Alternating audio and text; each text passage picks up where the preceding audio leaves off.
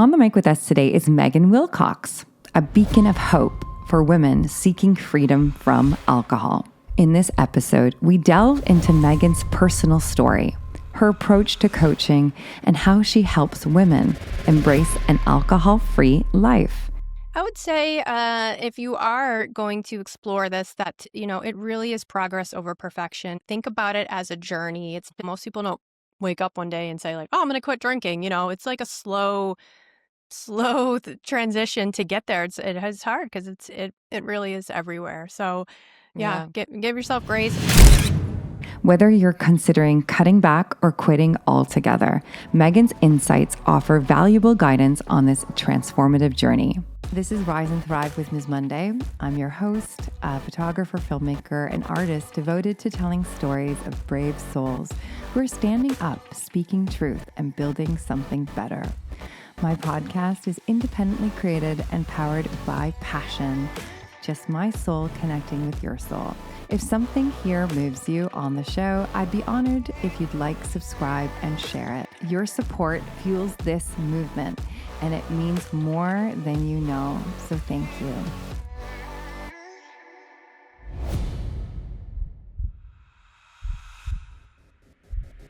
Thank you for listening.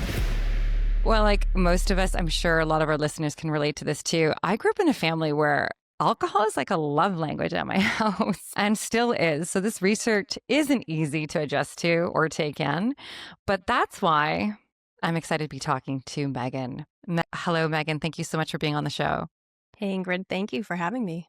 It's wonderful to have you here. Now, so you're a coach who supports women in alcohol-free living. You are powerful, you are transformational, and you're the real deal. You're helping so many women rethink what it means to fully live without booze, right? So can you take us back to that moment in December in 2020, when you reached out for help and realized there needed to be something done here?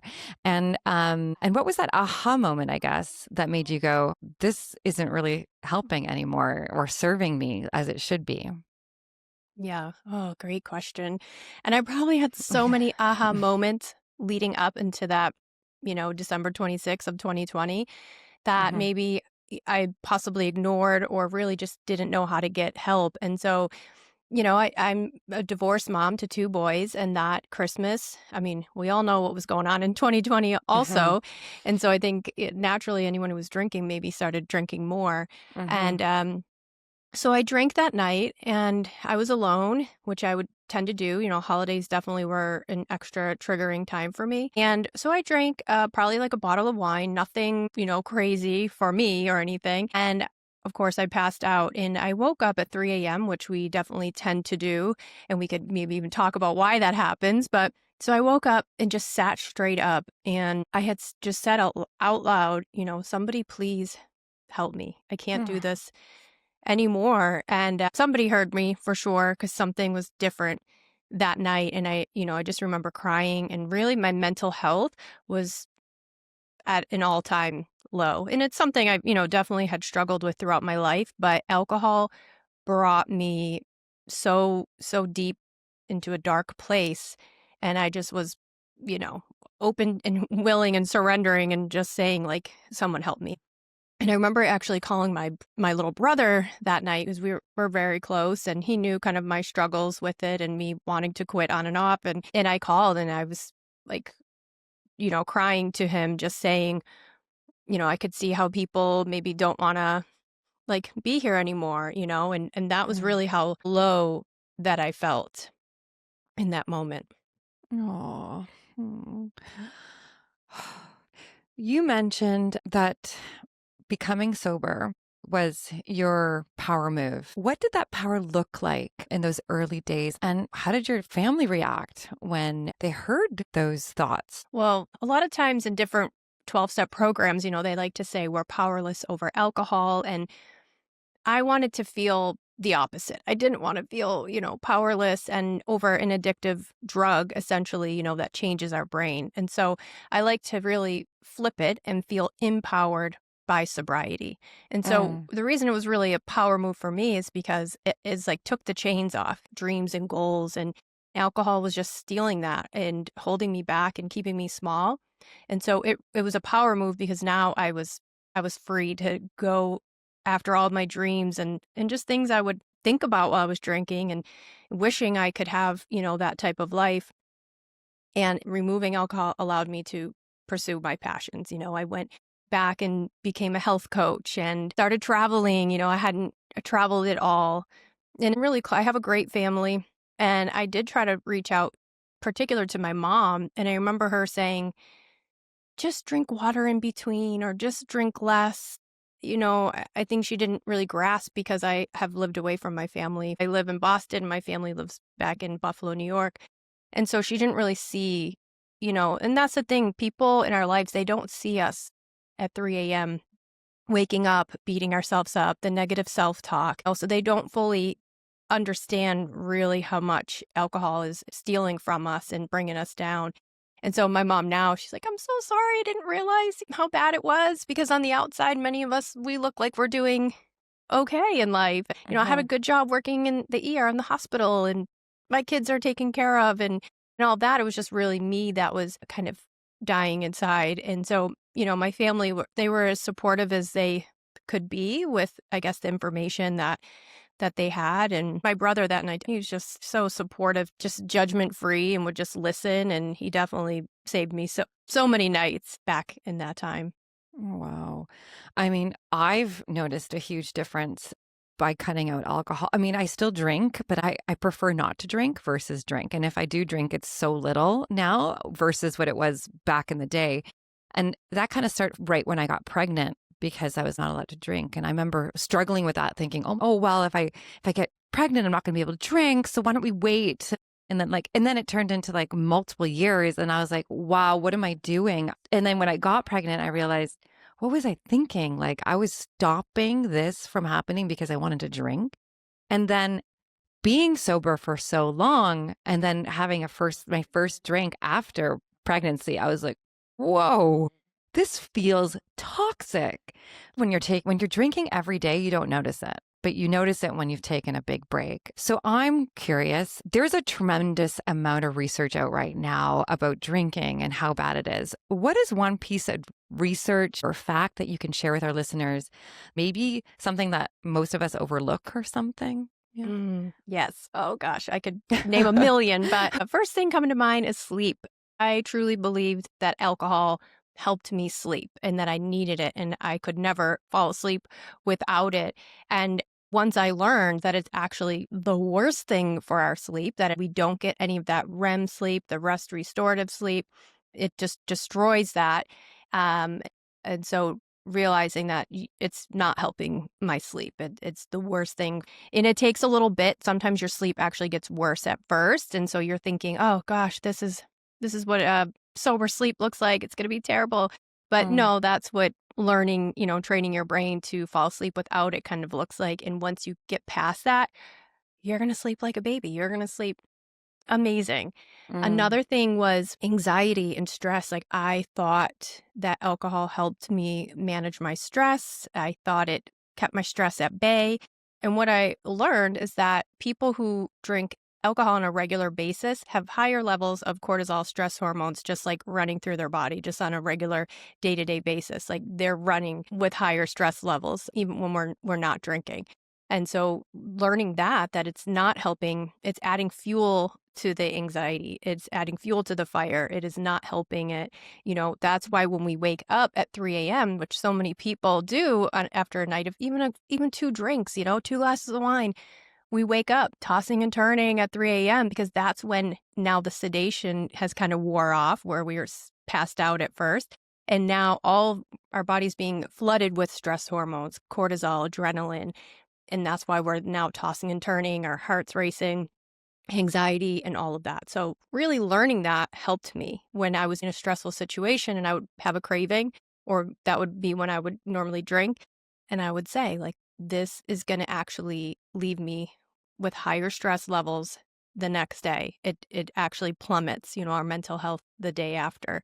So if I want to feel lower, then I guess I'll drink, but I knew that I didn't want to. So, I mean, those 2 things, definitely the sleep anxiety, and then just the cancer risk that we're taking. And it's not just like maybe, I mean, there are so many, studies now that it's directly linked to seven different cancers, especially breast cancer for women and esophageal cancer. And just a couple drinks a week increase our risk of breast cancer by 15%. And for more drinks after that, increases it even more compared to a woman who doesn't drink at all. Learning those things definitely were really eye-opening for me.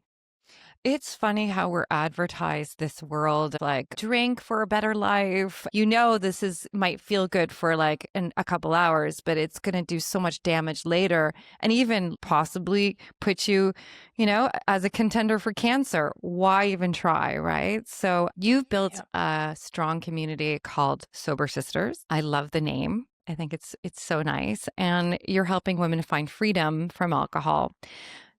I'm sure you've heard some transformation stories or witnessed a few with some clients. Is there anything that you'd like to share on the podcast?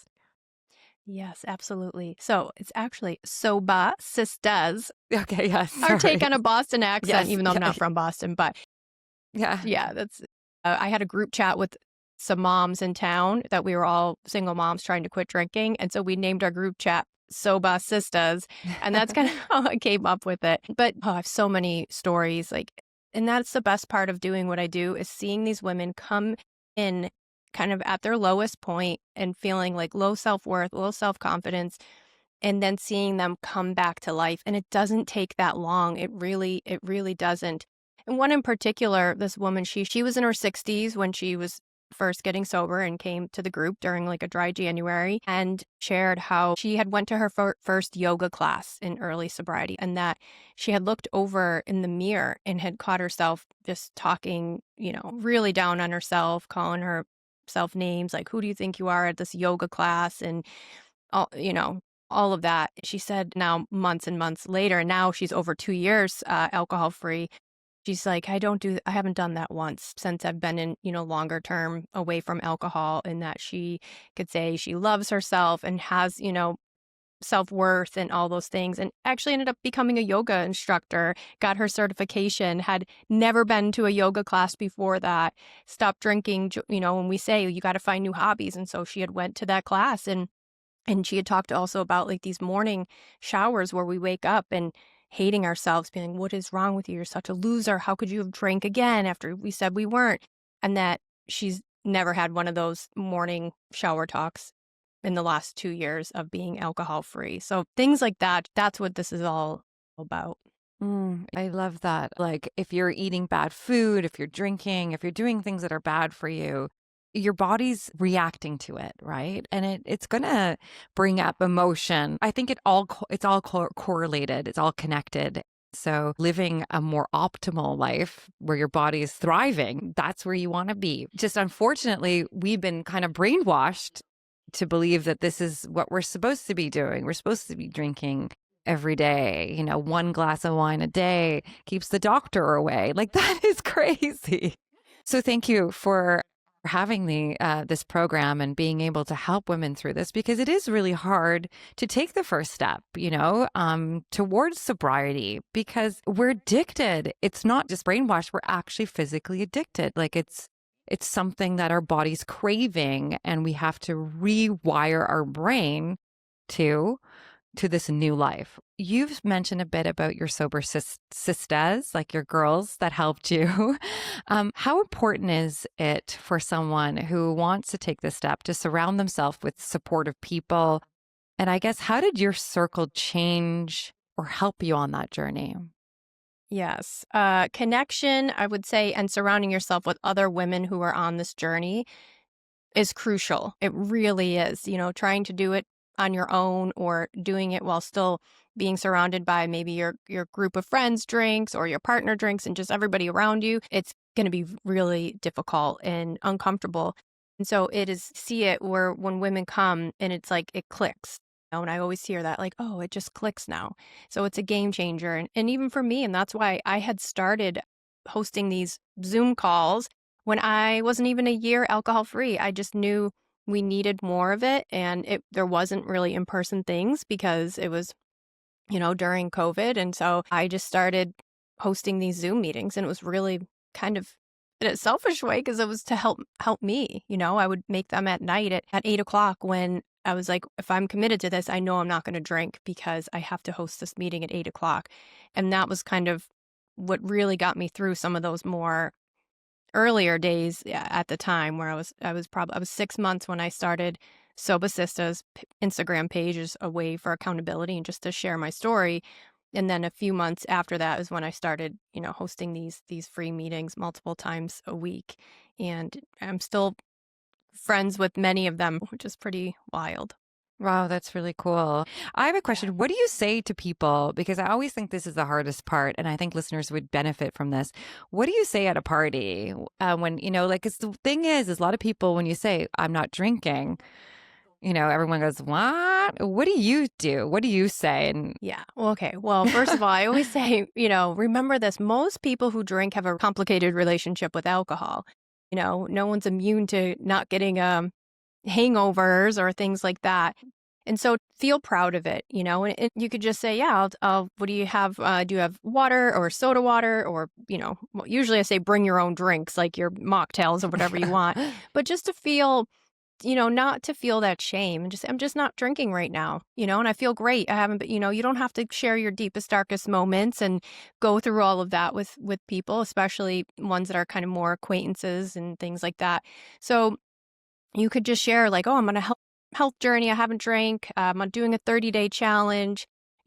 That's why the dry Januaries are great. The sober Octobers, all of that.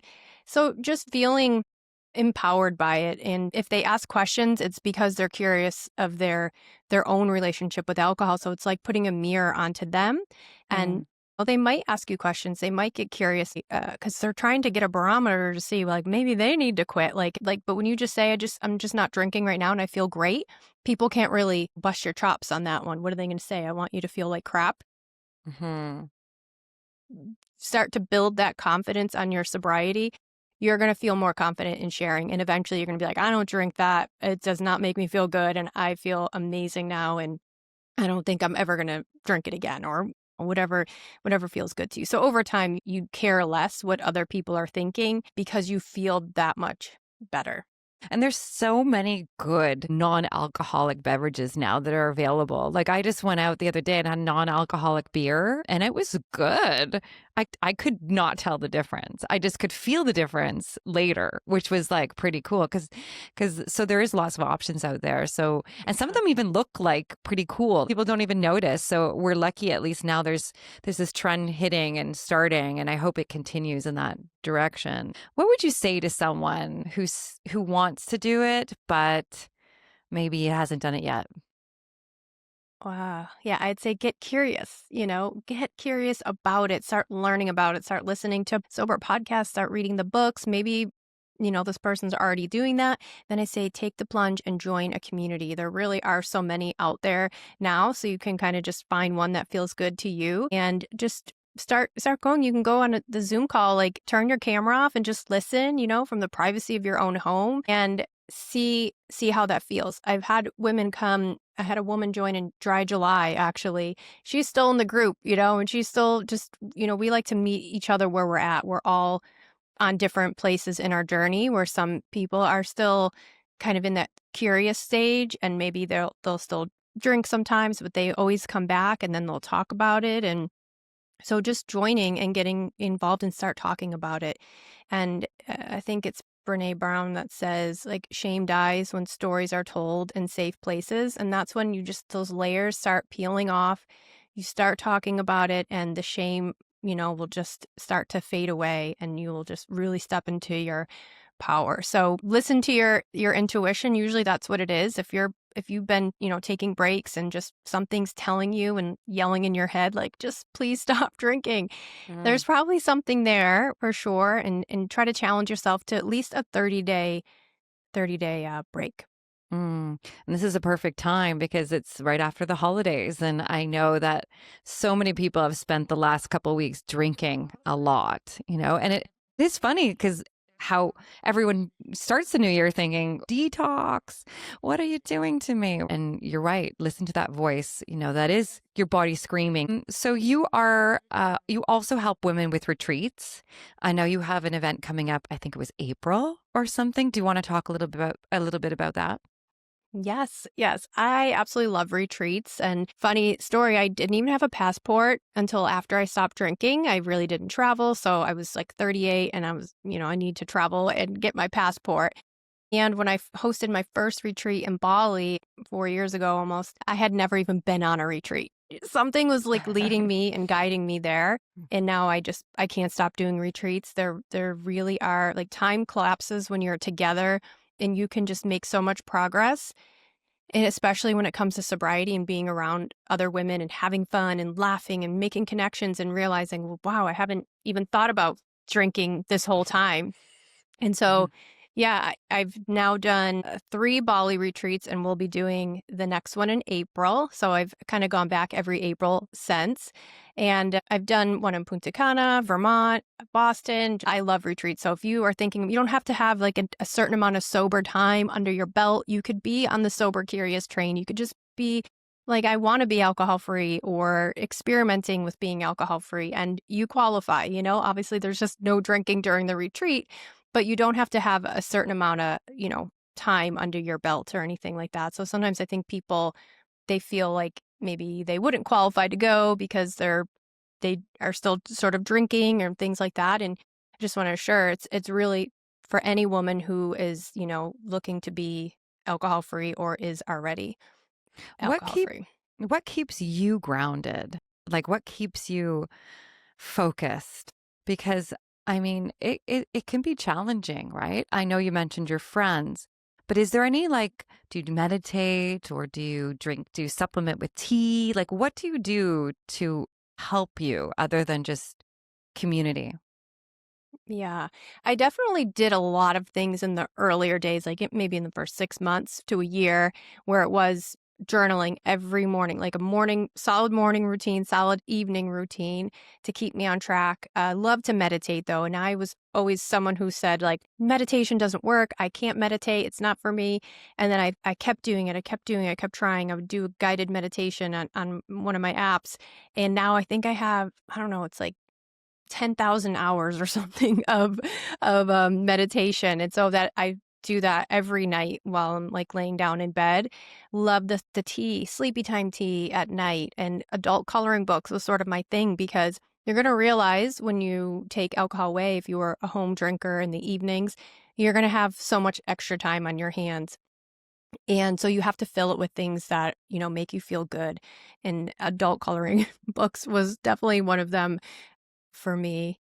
And yeah, just walking. I walked a ton for sure every single day. Any moment I had a craving, I was out doing 10 miles a day, maybe just to be sure that I felt good. And the thing is, though, that I've learned over time is even if I'm going through a really stressful time, I mean, I'm trying to run a business here. I'm a single mom to 2 boys and still working in the hospital sometimes is that even on my most stressful day is nothing compared to what it was like on my best day when I was drinking.